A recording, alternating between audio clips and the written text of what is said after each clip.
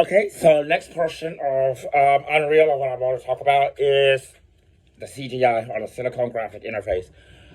With the Unreal, you can import our YouTube API, connect it to our console or to our channel, and inside of those CGI files, you can place your code, and that's how I wanted it to be designed to be.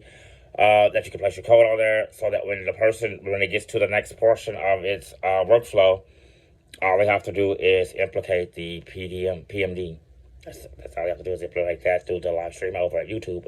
Sort of at Unreal, well, we're all on video games, but we have. I'm planning. I hope it will be like different divisions, like the graphic division, and then they have the coding division, the story division, just like a movie theater. Since it's YouTube and it's movies, we want to run it. We want to fashion it off of a movie theater or a movie production company. So you have your story writers, you got your storyboard story writers, and the next thing you come to is your code, the people that design the sets, the technicians. Um, Within the CGI, they have their own technicians, so they have their own lighting. All the things that would go with a movie production is the things that they would have their to their CGI little pop up or startup company. So they'll have all those things on there to make amazing visuals and engaging storylines, immersive environments. All of the things that they can do using Unreal Engine that has great effects, particles. It's just an amazing system.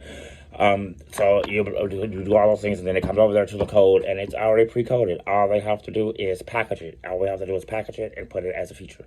And that's how you do the complete development of it. It sounds like 1, 2, 3, although I know everyone understands it's not just that easy or that just 1, 2, 3, but it is very streamlined, and it gives you a workflow that doesn't leave you with a lot of lost ends, I would say. I guess you would say. It doesn't leave you with a loss where you don't have a next step to go, where you're kind of lost at it. It's all pre-planned out for you like a template. So it's all pre-planned out for you. So you have the tools there for you to develop right out the box. So you don't have to wait or educate yourself on different things or different. These are things that you already have, and these are things that you already know how to use. So once inside the Silicon Graphic world, and you start putting the code on there for each cast character, you have to make a list of characters that the player can assume the identity of, and place their mask on or YouTube mask on, and then you have to place the basic timeline. Everyone's on the same timeline. Everyone's on the same basic story. You think, but it's not. That's not so.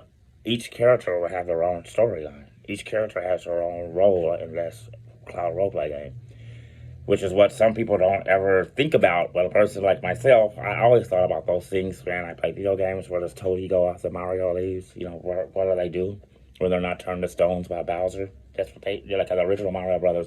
Those little stone blocks were the Toad people that he had turned into stone. And so I wonder what are they doing? Like the animated series come out and stuff like that. That is what I want to create, is the backstories of things. And when you have a car, like say like a Mortal Kombat, and you start getting cartoon series, things like that.